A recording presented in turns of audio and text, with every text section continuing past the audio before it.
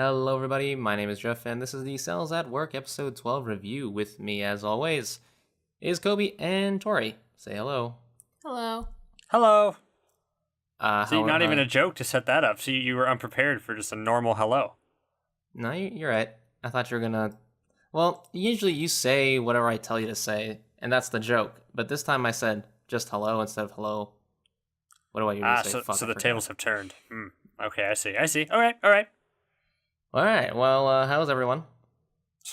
doing quite all right. My body is in tip-top shape, unlike other people's bodies. Yeah, my body is probably also pretty good right now.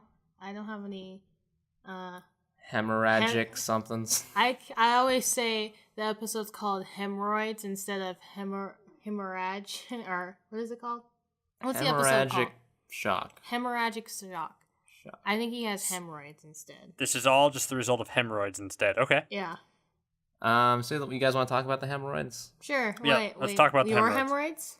We'll talk about that after the podcast. Oh, okay. Yeah, we don't want all the people to know about your hemorrhoids. Yeah, we'll talk about this guy's hemorrhoids, or a girl, potentially. So yeah, Cells at Work, episode 12, begins with Red Blood Cell appearing to be more competent than she was in the past.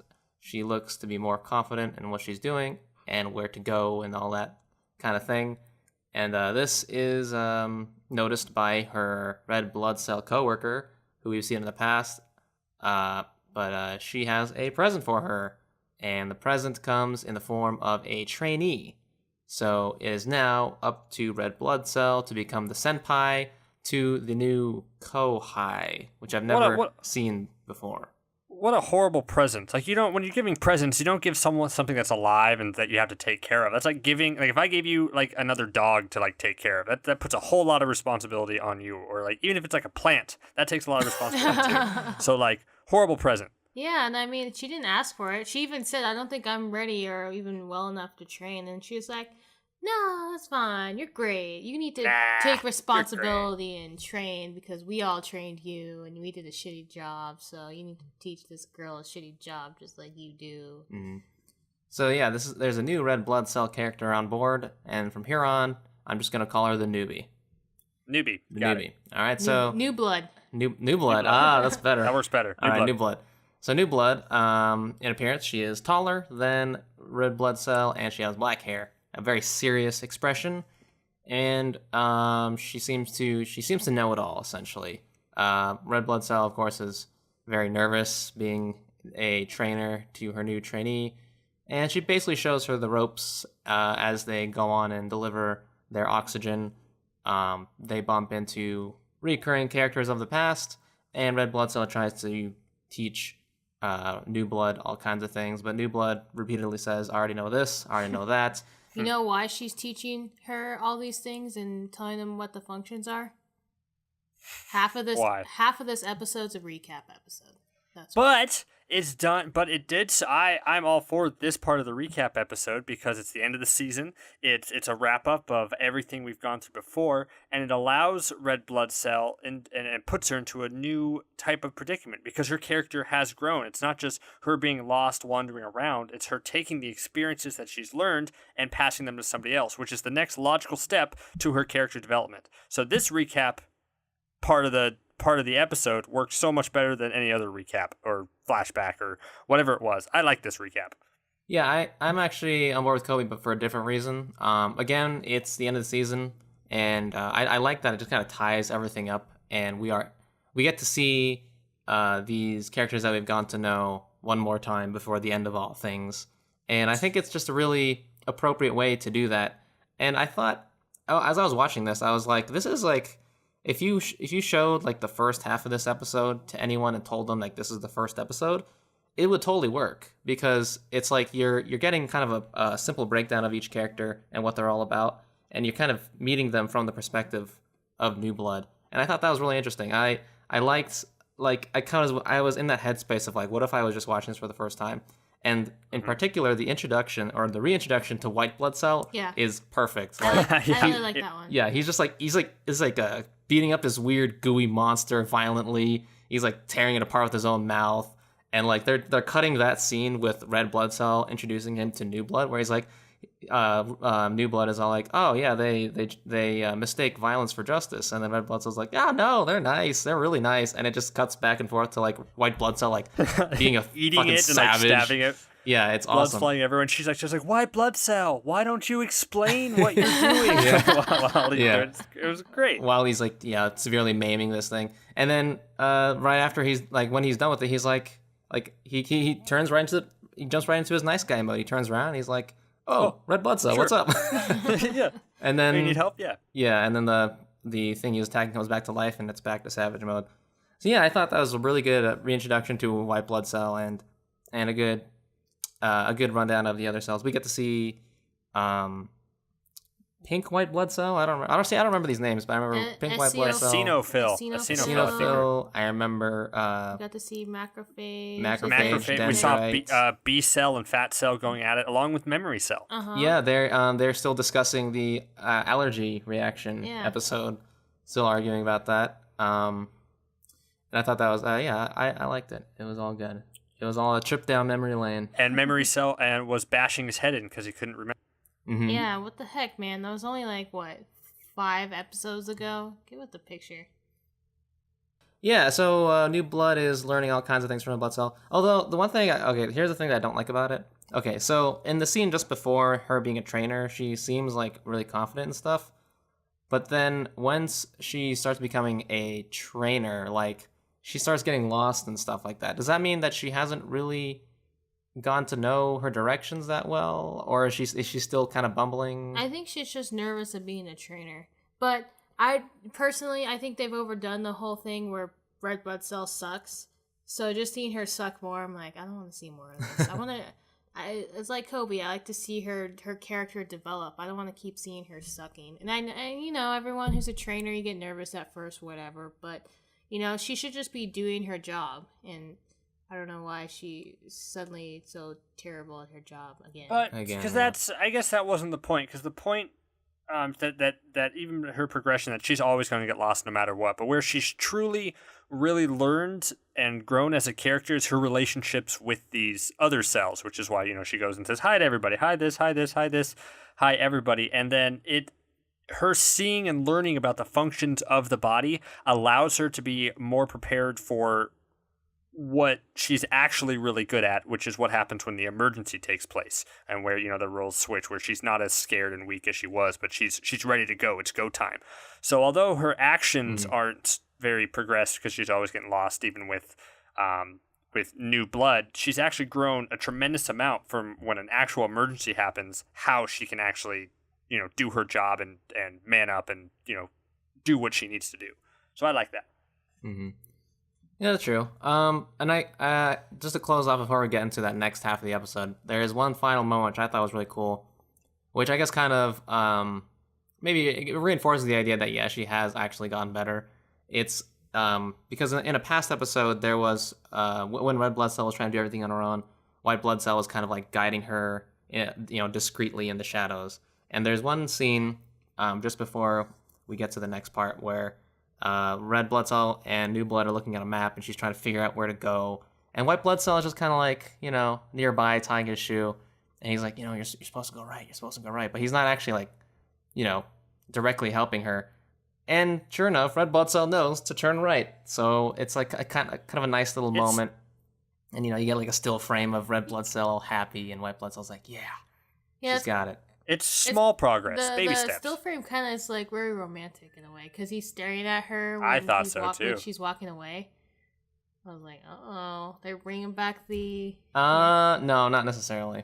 I think he was just satisfied. He was like, yeah, you get him, you got it, you finally did it, kid. Yeah, I don't know. See, maybe I see it more as like a older brother, little sister kind of thing. They do. Well, okay. The platelets call him older brother, so. Yeah, well, they also call Red Blood Cell big sister. Yeah, big sister. So everyone's kind of like big siblings. They're all related, I guess, in a way. Yeah, I don't know. I think the older sibling, little sister relationship, I think that feels more appropriate to me than a romantic one. Yeah, that dynamic could work. Okay, anyway, so now we go into the real meat of the episode. After taking all the trips down memory lane, we have a disaster at hand. Once again, basically a random explosion occurs out of nowhere, and suddenly kills so many people. Yes. And suddenly we're in a state of emergency. At first, all the cells are like, "Whoa, what the heck is happening? What's going on?" And then you cut to like what appears to be like a boardroom. There looks to be like a president of the body. I don't know what cells those are supposed to be, but essentially they're the decision makers. Yeah. I assume they're like brain cells of some kind. But the head's in trouble. yeah, exactly. So yeah, they declare a state of emergency because there is like a severe hemorrhaging of the brain, essentially, or somewhere in the head. There's like a traumatic head injury that is life-threatening, and everyone starts like, I was gonna say everyone starts panicking, but that's not actually what happens. When the state of emergency is declared, the big head honcho calls out all the orders like, white blood cells, go to the area and fight off any antigens. Platelets, please go to the affected area and seal off any wounds. Red blood cells, please transport as much oxygen as you can to the injury site. Yeah. And everyone is actually like on point, like, all right, now, ready to go. Let's go. Let's do this. And when I great visuals. Yeah, when I saw that, I actually kind of got chills because I was like, oh man, this is so cool. Like the body is working together as a team, as one unit now. It's it's go time. And like as you said, the roles now switch. Where before New Blood felt like she was the more dominant one because she knew all these things. And she seemed like book smart and all that, and Red Blood Cell's kind of fumbling around. Now we're in a situation where New Blood doesn't know what to do, and as you said, Coby, Red Blood Cell now is the type of Red Blood Cell to actually take things seriously. And she says to New Blood, "You can be flustered later, but we gotta go do this thing. No, we have a job to do. We have to work." They have to. Cool. They have to be cells at work. Mm-hmm. This was the only time I liked the rest of the red blood cells, when it was in that visual scene where it's just like, white blood cells go here, and the white blood cells like, yeah. Like the platelets are like platelets go here, and they're like, excuse us, we need to get through. Cute. And then they're like, red blood cells deliver blood to the heart. I think that was their job, right? They had to. They had to continue maintaining their normal duties. Yeah, and they're like, yeah. I'm like, okay, I can finally get behind these red blood cells. What if it cuts to them and they're like, nah, fuck. They're like, these fucking assholes. I wouldn't be surprised. Yeah, they're all pretty mean. Yeah, but no, this is a life-threatening situation, so people need to do their job. All hands on deck, save the world, and all that. So yeah, there is a disaster at hand, and it is up to all the cells to do their jobs. And basically, white blood cell is on his way to the disaster site, and the closer and closer he gets, the more and more desolate it seems. And when he arrives there, he sees nothing and no one, no red blood cells. No, in the heart. He was still trying to leave the heart before he got to the head. Oh, really? Yeah. Because I thought he was reporting, he was doing damage to like whatever the damage zone was, but then he got another report that there's more damage done to like the heart area, so he rushed there for the red blood cells, and that's when he found nothing. Oh. Because you could see the destruction is it's like the capillaries or whatever that the red blood cells are supposed to be going in and out of. That's true, and there was like no one there. Oh, I guess I misunderstood that. I'm not very good at paying attention. But all throughout this, I thought was really cool was there was really, really good use of sound. Like all throughout, you could hear like these drums beating in the background, which represent like the heartbeat. Yeah. And like as it went on, like the heartbeat got faster and faster and faster until there was nothing. They've actually used those drums before in the previous episodes with the heart. Really? Really? Yeah, during the whole scene which red blood cell was doing her own thing. Yeah. They'd use those. Mm-hmm. But not the bells. I'm talking about. Yeah, the bell, the heartbeat, the bell, the gong. Boom. Doom. Oh, gong. No, but there was another. Is that what it was? Okay, yeah. They sound like drums to me. Okay, whatever. Anyways, good use of sound, I think. Yeah, but damn, what a dark ending. Yeah. Like things are just. There was no body, so the cells must be somewhere. But it was like you just saw, like the stray hat, there's a glove on. There's like nothing. Did you ever notice? I just noticed this. I think it was last episode, but the red blood cell's hat is in the shape of a blood cell. We just noticed that this episode, like when we saw those hats, we're like, have we known this before? Because like it was cool, like when you saw them from above and they're all moving. It's like we hadn't noticed that. It's so before. obvious, but I feel kind of dumb for not seeing it until now because we've seen them in groups before for sure. And it's like, why? Maybe it's just because they I don't know. Maybe the hats didn't have so much detail last time. Maybe because maybe. blobs. Yeah, maybe we would have mentioned that before, because it's weird how like we thought the same thing when we saw it. We're like, have we seen this before? But if you guys are saying it too, then I don't know. Yeah. All right, so what do you think happened? Like, so you think whoever this was fell and hit their head, like really hard on something? Yeah. So there was a head injury, and you guys are saying he went to the heart and there was nothing there. Yeah, I thought he was going to the head. That's when he was in like that hallway blocking off antigen in like a darkly funny moment when that cell burst out. It's like, aha, looks like now it's my time to take over the bot, and the white blood cell's already there ganking him to death. Yeah. And he needs those other ones. Yeah. He's going on the Fucking head. brutal. And then he hears reports of another catastrophic injury throughout the body. So he goes to the heart. He turns and goes to the heart, and that's when he finds nothing. Mm-hmm. So, all right. I think it's very possible that either the body dies in the next episode, or they're just in the extremely near-death scenario where all hope is lost. Because in the preview for the next one, the last line is, I think, red blood cell saying, I'm gonna keep carrying oxygen to the very end. So it's like, ooh. Yeah, that's like, it's an inspiration. All right, so I guess now that's well, what it like boils it down could also to, be like foreshadowing, like that the end body's is coming, gonna and die. she's just gonna keep doing her job. The body can't die. Like, this show is too sweet and too cute for it to die. They don't even like cuss or anything like that, so they can't have. Don't they cuss? They call each other like bitch and They say shit. damn. Do they? And yeah. I must have missed it. Well, Yeah, they do that a little bit, but it's not enough to I agree. I don't think the body's gonna die. It's the whole point of the show is that the cells at work, that it's gonna have one final hurrah of the cells doing their jobs and coming out on top, or at least I hope so. I'm gonna do a dance to the rain god and pray that happens. Pray for rain. Yeah. Oh man, but the body can't die because we already like all these characters, and I'm assuming the world likes these characters because I think this show's doing pretty good, right? Like in ratings and stuff. Sure. Sure. Okay. I have no idea. We don't look at those stuff. Okay. Well, I'm sure they're gonna probably make a sequel at some point.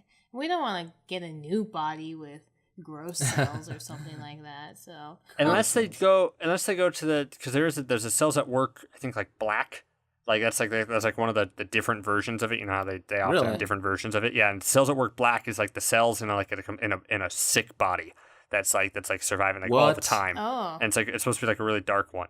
So I mean, like there's no way that they do that. But all right, well that just means. But I think that'd be cool. I guess all the dark stuff is in that series. I've never heard of that. That sounds awesome. Well, they have. That's kind of what we've been wanting. I feel like. Yeah, they should have made that one into a show. Maybe they will someday. Yeah, Maybe. I would count on. There's it. a couple of things that they've brought up in the cells that they haven't even addressed yet. There's some of the things I really wanted to see, like killer T cells notion about how you can't make friends with your cells because you might have to kill them one day. I mean, that could have just been a line and not any kind of foreshadowing. I know, but that would be a really cool episode where white blood cell had to face down one of like the platelets or something.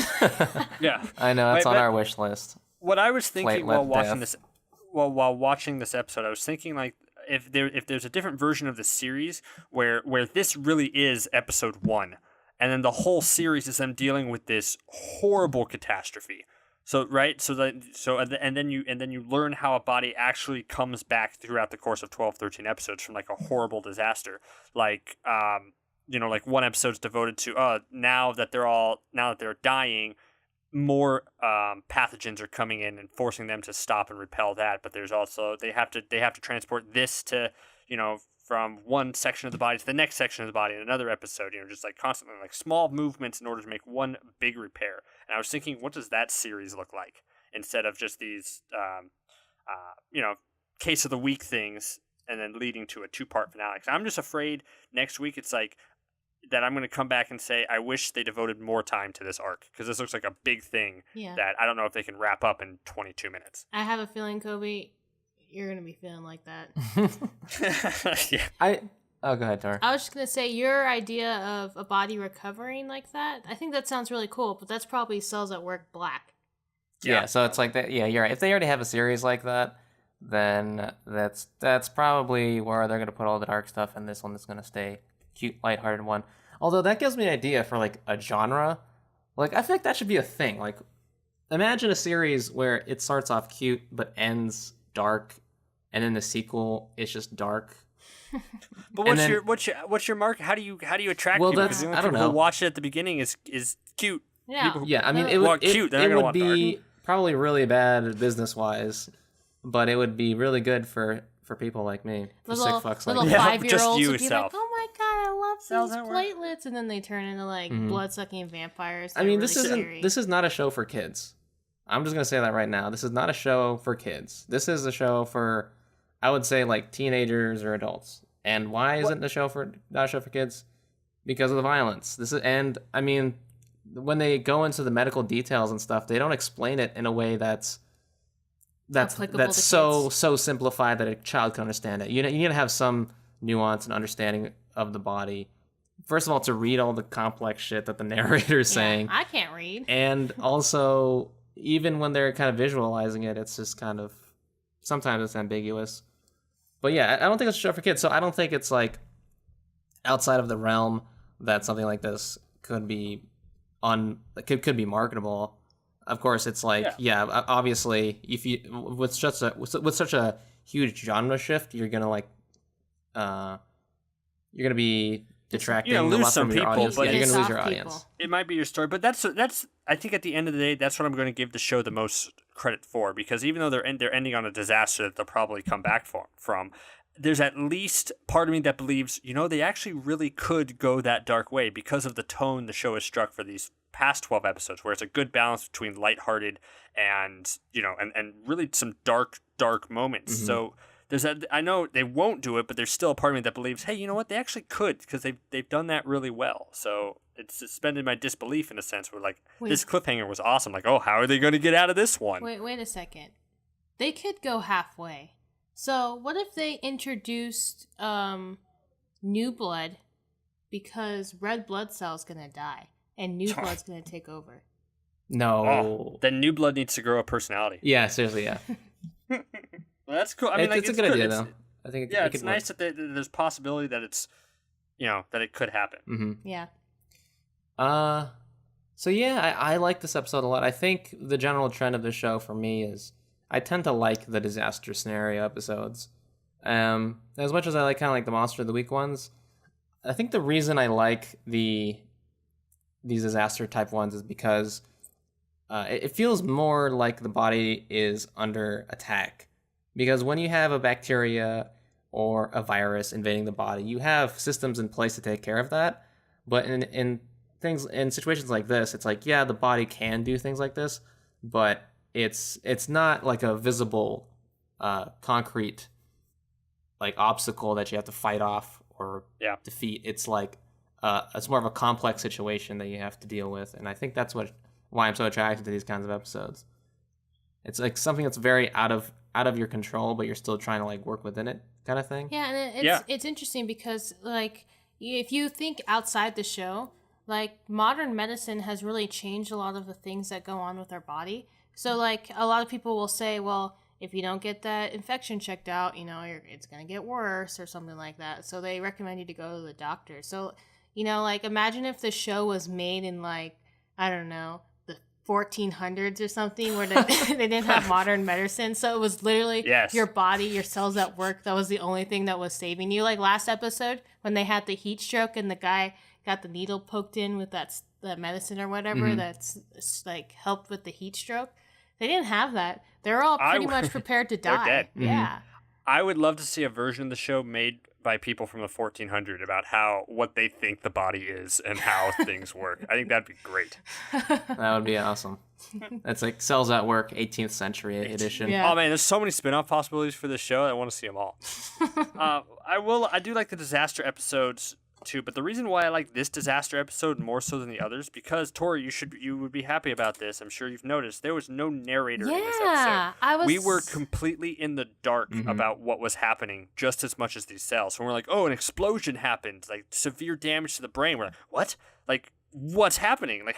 What do we do in the situation? It was the first time there was no narrator. I think this is the only episode where there's no narrator, and the only things we knew is what the body was telling them that they need to do, which they didn't. Perfect. They didn't need to explain what they had to do; they just had to do it. So yeah, I love this episode because it's no narrator to interrupt the flow of the story.